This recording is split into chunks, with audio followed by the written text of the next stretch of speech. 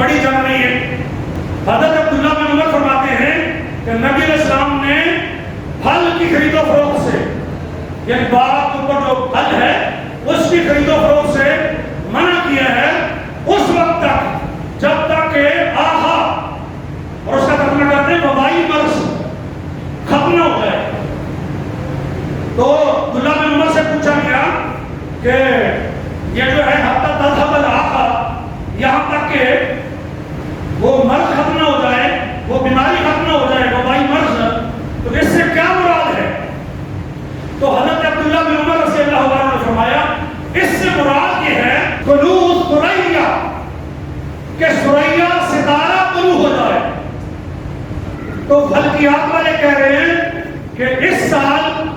12 مئی کو ثریا ستارہ چونکہ طلوع ہو رہا ہے، لہذا 12 مئی کو کرونا وائرس ختم ہو جائے گا، اور دلیل بنا رہے ہیں حدیث پاک کو۔ حالانکہ اس کا مطلب یہ تھا کہ فصل پر جو عام طور پر آفت پیدا آ جاتی ہے اس وقت سے فصل آگے گزر جائے کہ خطرہ نہ رہے کہ آپ بالکل رنگ بدل رہے ہیں فصل کا، پھل کا، اور آپ اگر کوئی ایسا مسئلہ ہو بھی جاتا ہے پھل گر بھی جائے تو استعمال ہو سکتا ہے۔ تو یہ مراد تھا سامنے، انہوں نے وہ ثریا والی بات ڈال کے کہا کہ 12 مئی کو کرونا وائرس ختم ہو جائے گا، ہماری تو یہ دعا ہے کہ آج ہی ختم ہو جائے۔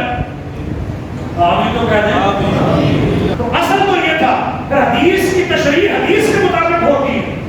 12 مئی کو ختم ہو جائے، ہم دعا کر سکتے ہیں کہ ہو، ہماری تو